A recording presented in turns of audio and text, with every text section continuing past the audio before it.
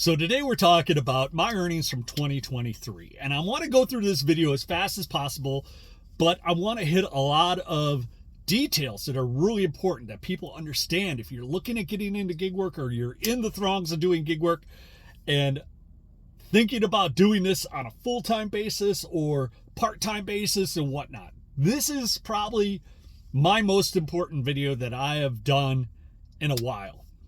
So 3.5 years ago, I got into gig work.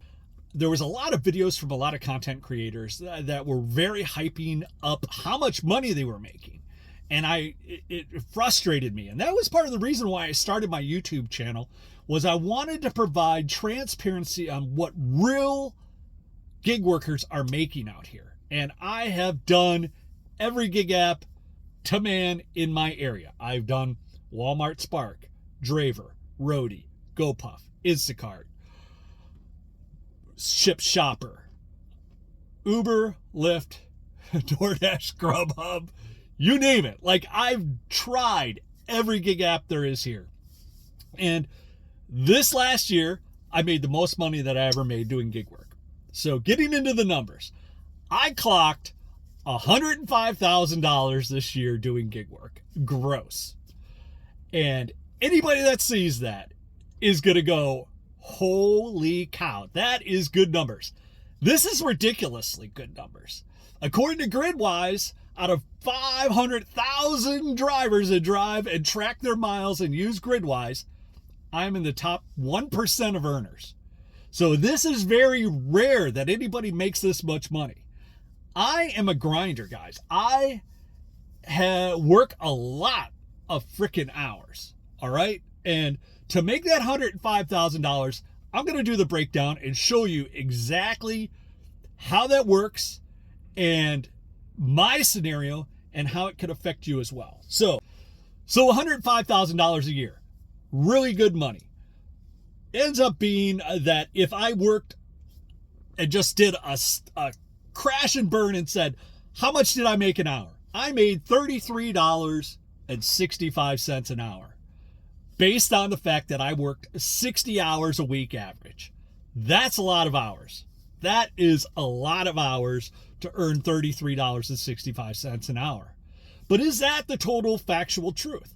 Absolutely not. And that's where things go sideways when people get into gig work.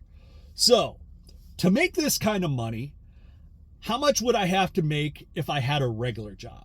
If I had a regular W-2 job, to make $105,000, working 60 hours a week, every week, I would have to work and earn $28.85 an hour for my first 40 hours a week.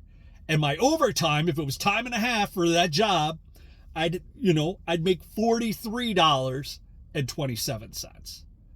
So that is how much you need to make to earn that $105,000 a year. But there is more. That's if I had a regular W-2. That's what you need to make what I made this year.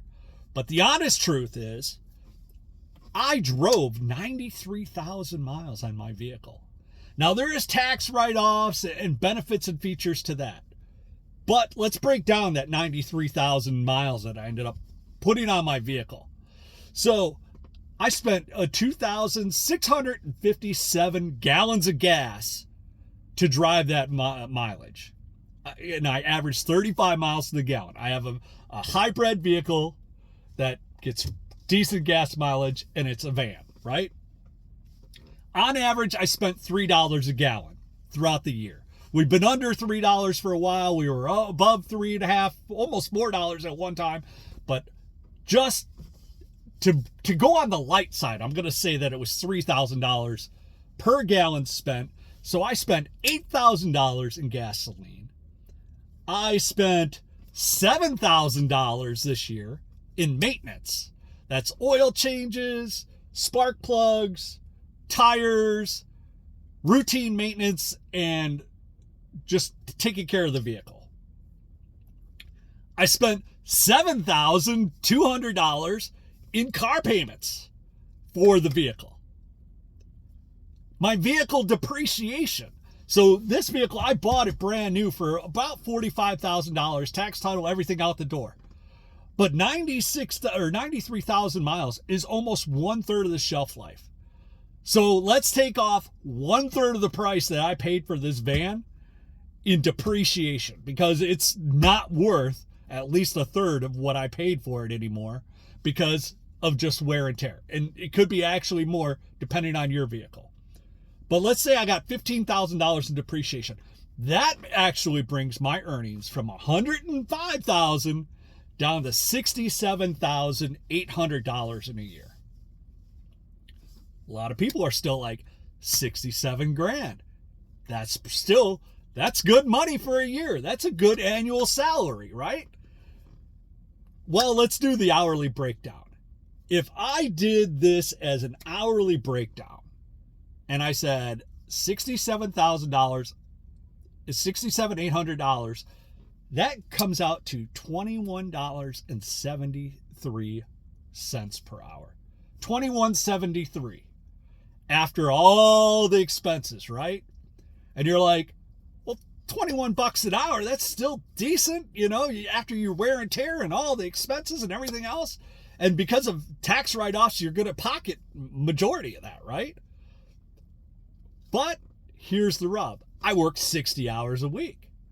So if I was going to go get a W-2 job and need to make that $67,800 a year, working 60 hours a week, I would have to find a job making $18.61 an hour and $27.92 for overtime pay.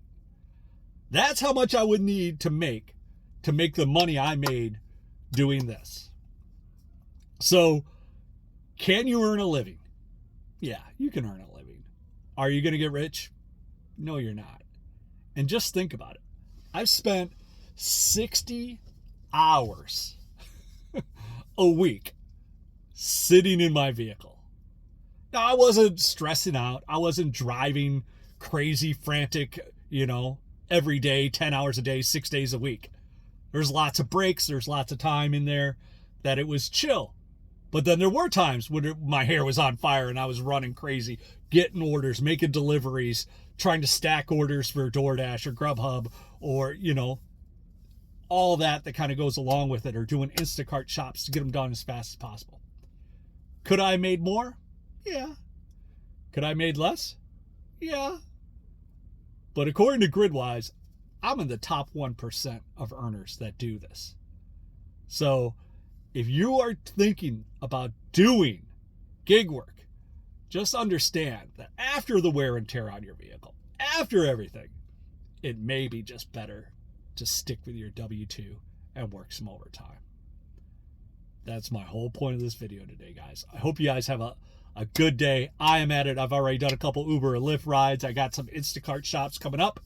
And hopefully you get some value out of this. Make sure you like, subscribe, and we'll hit you on the next one.